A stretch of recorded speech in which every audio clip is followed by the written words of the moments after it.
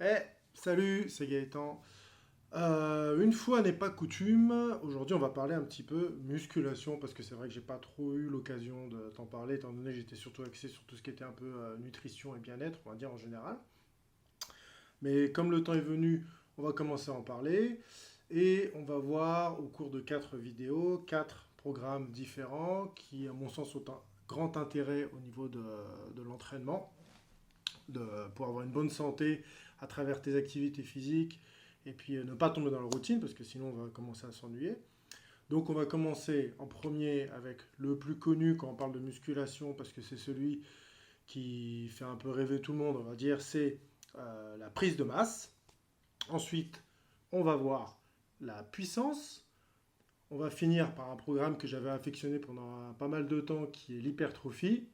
Et enfin, on va terminer par celui qui est le moins axé, le moins typé musculation, c'est le programme de l'endurance musculaire. Donc si tu ne me connais pas, je me présente, je m'appelle Gaëtan. Je vais aussi te donner des petites astuces pour que tu te sentes mieux au travers justement de ton entraînement, mais pas que ça, aussi au travers de ton alimentation et de ton bien-être en général.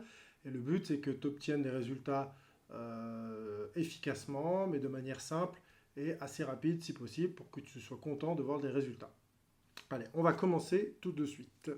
Donc on va commencer avec le programme qui fait le plus rêver, en tout cas quand tu es jeune et que tu démarres surtout en musculation, c'est évidemment le programme de prise de masse. C'est vraiment celui qui fait parler le plus de lui. Alors c'est vrai que tout de suite quand on pense prise de masse, on pense à quoi? Eh ben, on va penser salle de fitness, pas mal d'haltères, des machines, les protéines, enfin tu t'imagines tout de suite des assiettes avec poulet, riz et haricots verts, tout cuit à la vapeur, tu sais, genre pas de goût, que en mode go muscu, quoi. Mais la vraie vie, c'est pas ça. Bon, ça c'est un point, et on va voir autre chose. C'est vrai que quand on parle prise de masse, tout de suite, la plupart des personnes imaginent un mec baraqué. Alors si je prends l'exemple de quelqu'un de très musclé et qui, dans l'inconscient des gens, fait rêver, même s'il pratique plus évidemment, c'est Arnold Schwarzenegger. Pourquoi Arnold Schwarzenegger? Parce que c'est un des premiers qui a commencé à mettre entre guillemets un petit peu à la mode le bodybuilding. Même si à l'époque ils étaient tous dopés, bah, ça faisait partie du game, hein, alors, entre guillemets, c'est comme ça. Et puis de toute façon, à l'époque, ils allaient à la pharmacie, ils demandaient leurs produits, il n'y avait pas besoin d'une ordonnance. Donc le dopage était toléré, on va dire. En tout cas, c'était largement admis par l'ensemble des gens. Ou alors quelqu'un de plus récent, qui est tout aussi baraqué, mais dans un autre style et moins bodybuildé, bah, c'est genre Dwayne Johnson, l'acteur qui joue dans Fast and Furious, celui qu'on appelle The Rock. Donc ça c'est vrai, vous avez raison. Ces deux personnes, ce sont vraiment des monstres, quoi. Ils sont vraiment baraqués. Mais attention, il ne faut pas oublier qu'au niveau génétique, ils ont déjà une très bonne base. Que ce soit Arnold Schwarzenegger, lorsqu'il était jeune, qu'il avait déjà 18 ans, je vous renvoie sur Internet, enfin, je vous mettrai peut-être une petite photo, vous verrez que déjà à 18 ans, le gars, il mange pas que des galettes de riz, quoi. Franchement, à mon avis, au petit-déj, sa mère, elle devait pleurer, quoi. Et pareil, The Rock, je sais pas si je trouvais une photo de lui plus jeune, mais vous regardez une photo de son père, qui était ancien catcheur professionnel, je crois, ou dans la lutte, un truc comme ça. Bah, vous verrez que les chiens font pas des chats, quoi, hein. Lui, il est balèze, mais son père, franchement, presque on aurait dit qu'il était plus balèze. Donc c'est vrai que c'est à ça qu'on pense quand on parle prise de masse. Et ils sont vraiment costauds. Et sûrement qu'aussi qu'ils devaient s'entraîner vraiment très bien. Enfin, en tout cas, c'est ce qu'il faut pour avoir des résultats. Et on n'oublie pas qu'évidemment, il y a le médecin qui va bien derrière pour avoir les produits. Pour Schwarzenegger, c'est sûr. Et pour The Rock, ça sera plutôt une TRT, depuis ce que j'ai pu comprendre. En tout cas, il ne prend pas que de l'eau avec du sirop. Quand on les voit, on est vraiment impressionné. Et c'est vrai qu'à côté d'eux, eh ben, les gens normaux, on dirait qu'ils ont des physiques de l'âge, quoi, des physiques d'enfants. Maintenant, je vous mettrai une petite photo où il y a un bodybuilder qui est entouré de deux strongmen. Et vous verrez que là, c'est le bodybuilder, on dirait une fillette, une danseuse, quoi. Parce que les deux mecs à côté, les strongmen, franchement, l'autre il a des bras, bah, l'autre son bras c'est sa cuisse, quoi. Comme son nom l'indique, la prise de masse, ça sert à devenir énorme, ok? Mais c'est vraiment un gros projet à mener et c'est quelque chose qu'il faut faire de manière sérieuse. Alors c'est vrai que si tu as un physique plutôt fluet, que tu es relativement mince et que tu as envie de devenir encore plus balèze, ou alors que tu es déjà un peu costaud mais que tu veux encore augmenter ta masse musculaire, eh ben, effectivement, le programme de masse musculaire, de prise de masse, c'est ce qui te sera conseillé, c'est ce qui sera fait pour toi. Et c'est ce qui va te permettre par la suite d'avoir des muscles plus imposants, des muscles qui vont être bien gonflés, bien présents. Et pour ce faire, tu vas devoir évidemment lever de certaines quantités de poids, et en général, tu vas devoir lever quand même assez lourd. Tu vas devoir lever environ entre 70, 80, 85% de ta répétition maximale. Donc un exemple, si tu arrives à faire une seule répétition à 100 kg, eh ben, tu vas devoir t'entraîner entre 70 et 80, 85%. Voilà, c'est une fourchette. Il n'y a rien de figé dans ce que je te dis. Et comme j'aime le dire, c'est toi qui vas mouler le t-shirt et non pas le t-shirt qui va te mouler. Alors il y a quand même un revers de médaille à vouloir faire une prise de masse et pas des moindres, d'accord? Donc quand tu es un gros mangeur, comme moi je le suis, et je me force à manger un petit peu moins, heureusement que j'y arrive un petit peu quand même, c'est toujours à toi qu'on va proposer de finir le plat quand tu auras un repas de famille ou quand tu iras au resto. Ah, j'en veux plus. Tiens, Gaëtan, tu veux pas terminer le plat? Il reste encore une portion. Allez, vas-y, termine. On sait que tu as faim et tout. Alors que des fois, j'ai pas forcément faim. Mais sous prétexte que je fais pas mal de sport et puis que j'ai quand même un bon appétit, bah, ça veut dire que genre j'ai faim tout le temps. Ce qui n'est pas forcément le cas. Mais bon, après, vous avez des réputations dans les familles, des fois qui vous collent à la peau. Parfois, il faut faire comme ça. Ça, c'est vrai que c'est quelque chose que j'ai vécu bien des fois. Et des fois, on a l'impression que quand on les écoute, c'est comme si mon frigo il était vide et que je mangeais pas assez. Et que bah, sans arrêt, on me dit bah, allez, tu vas bien terminer le plat, Gaëtan. Hein. Donc, je vais te raconter un petit peu la première prise de masse que j'ai fait lorsque j'étais plus jeune et que je suis parti en OPEX. J'étais parti au Kosovo, plus exactement. Et en même temps, ça sera la dernière prise de masse que j'avais fait. Pourquoi? Pour la simple et bonne raison que quand tu fais une prise de masse, ça veut dire que tu prends du poids. Et quand tu prends du poids, tu es peut-être plus fort, mais par contre, tu vas pousser plus lourd, mais tu vas être vraiment. Tu vas te traîner, parce que justement, tu as de la masse, tu as du poids à traîner sur tes deux jambes. Et donc, forcément, tu vas aller moins vite. Et le problème que j'avais quand j'étais au Kosovo, parce que je suis parti 3 mois, ça devait être en 2009. Donc, quand je suis arrivé, je faisais 88, 89 kilos pour 1m83, 84. Je ne sais plus exactement, bref, on s'en fout. Donc je suis déjà un petit peu au-dessus de la norme par rapport à quelqu'un qui serait plus fin. Au bout de 3 mois, j'avais pris 5-6 kilos. Tu vois, j'étais monté genre à 95 kilos de poids de corps. D'accord? Et ce que j'avais fait, c'est que j'avais suivi un entraînement de prise de masse. Par contre, ce que je faisais, c'est que mon seul objectif, c'était vraiment de prendre de la masse musculaire. Donc je poussais lourd à chaque séance et je faisais en moyenne 5 séances par semaine et chaque séance durait à peu près entre 1h et demie et 2 heures, je veux dire. Donc ça, c'était vraiment une grosse charge de travail physique pour moi, parce que ça me demandait pas mal d'énergie quand même. Et le boulot là-bas, il était relativement tranquille, on avait des petites missions de reconnaissance à gauche à droite, donc c'était pas le travail qui allait me fatiguer. Et en plus, j'avais des nuits de sommeil suffisamment longues, même si je travaillais la nuit, j'avais le temps de récupérer la journée. Donc j'avais de quoi dormir pour me permettre de récupérer. J'étais confortable au niveau de cette situation-là. Et aussi, je mangeais comme je voulais. Parce que là-bas, il y avait des buffets. Malheureusement, je ne mangeais pas forcément ce qu'il fallait. Et ça, c'est une erreur que j'ai fait justement quand je débutais. Mais bon, ça, c'était il y a quelques années déjà. C'est vrai que quand on fait une prise de masse, on a envie de prendre que du muscle. Le problème, c'est que quand on fait une prise de masse, on ne prend pas forcément que du muscle. Donc j'ai pris grosso modo 6 kilos. Mais sur ces 6 kilos, effectivement, il y a dû avoir du muscle parce que je me suis quand même entraîné sérieusement.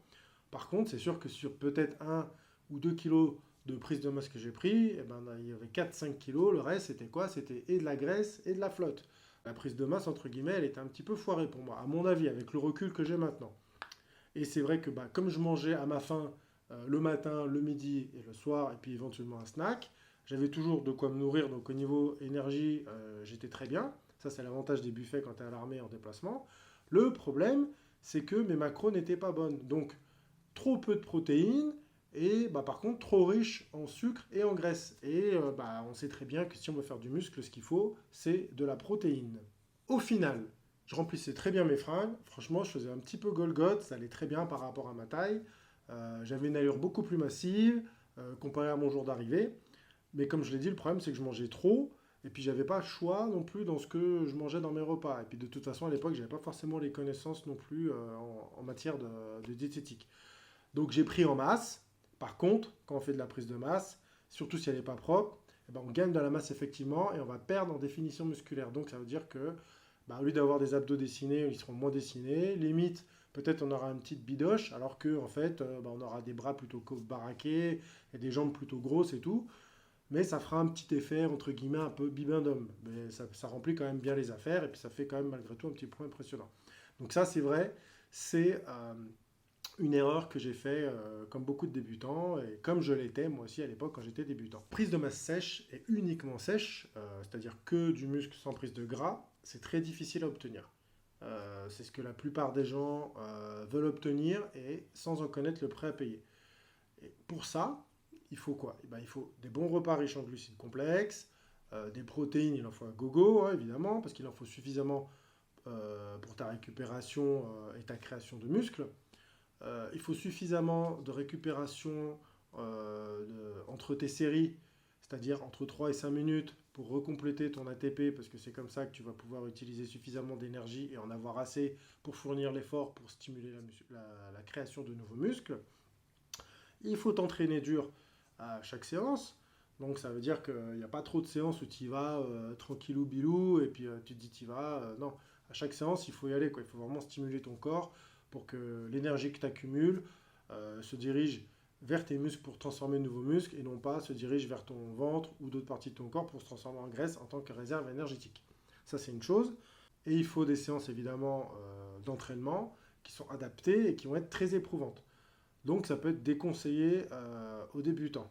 À l'époque, je ne m'y connaissais pas forcément en nutrition comme je m'y connais maintenant, mais je m'y connaissais déjà très bien en entraînement. Donc c'est pour ça que j'ai quand même fait une bonne prise de masse en termes de gabarit, mais ce n'était pas ce qu'il y avait de plus propre justement à cause de l'alimentation. Et donc si tu veux faire une belle prise de masse, pour moi il faut la faire tranquillement. C'est-à-dire, il ne faut pas prendre de poids trop vite, parce que si tu prends du poids trop vite, tu vas faire ce qu'on appelle du bulking. Ça veut dire que tu vas prendre plus vite de la graisse que du muscle. Et forcément, bah, ce qui se verra tout de suite, c'est la graisse. Et donc, bah, tu vas faire une prise de masse toute simple, mais ce sera une prise de masse centrée plus particulièrement sur les graisses, alors que toi, tu voulais la centrer plutôt sur les muscles, sur le relief musculaire en tout cas. Donc c'est vrai, tu as raison, c'est bien d'avoir des abdos.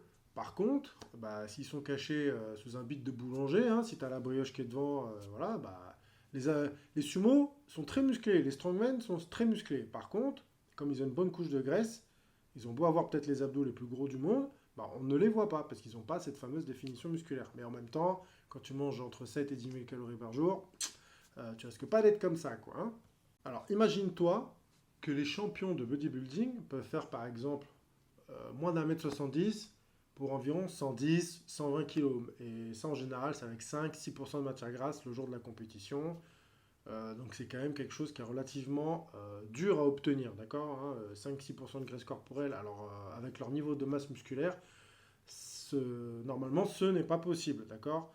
Donc effectivement, moi avec ma prise de masse de 4-5 kg, je passe pour un rigolo, mais n'empêche qu'il fallait quand même se trimballer le poids, et ça c'était vraiment pas évident en déplacement. De plus, moi je ne suis pas un pro du bodybuilding, surtout à l'époque, et puis je ne prends pas de produits dopants permettant de faciliter la perte de graisse ou la prise de muscle. D'ailleurs, je te déconseille fortement de commencer une fois dans ta vie à toucher à des stéroïdes anabolisants ou à d'autres produits qui agissent sur ta masse graisseuse en boostant trop ton métabolisme, parce que c'est vraiment dangereux. Donc, pas de produits dopants. Donc à cette époque, c'est vrai que je ne suivais pas de programme particulier. Alors mon seul objectif, c'était vraiment de faire de la prise de masse. Certes, elle était convenable, mais entre guillemets, et entre nous, de toute façon, c'était vraiment pas la meilleure. Et en prenant quelques kilos de plus, bah, si un jour vous essayez de faire une prise de masse, vous verrez que vous allez avoir l'impression d'être tellement lourd que franchement, ça va vous gonfler dès que vous allez monter les escaliers. D'ailleurs, je me souviens, moi j'avais un juteux, là, enfin un adjudant, pardon. Lorsqu'on devait faire des séances de footing obligatoires, presque tous les jours, sauf le jour de repos, heureusement, hein, alléluia, j'étais une grosse patate, franchement un gros patapouf. Alors c'est vrai que Je dis oui pour l'apparence, parce que j'étais beaucoup plus baraqué, plus balèze. Donc ça, c'était cool, parce que c'est ce que je recherchais aussi. En même temps, je gagnais de la force. Par contre, c'est vrai, comme je le dis, dès qu'il fallait monter les escaliers, ça devenait trop la galère, quoi. Tu montes 10 marches, t'es essoufflé. Parce que quand tu fais une prise de masse, ton cœur, il a beaucoup de sang à amener au niveau de tes muscles. Et si la pompe, elle fonctionne pas assez bien, elle va pas assez vite, et tu es très rapidement essoufflé. Donc ça, après, c'est à toi de faire ton choix. Et en plus, j'avais pas de chance, parce que mon adjudant de l'époque, lui, c'était un fan de triathlon. Donc voilà, quoi. À part faire des trucs d'endurance,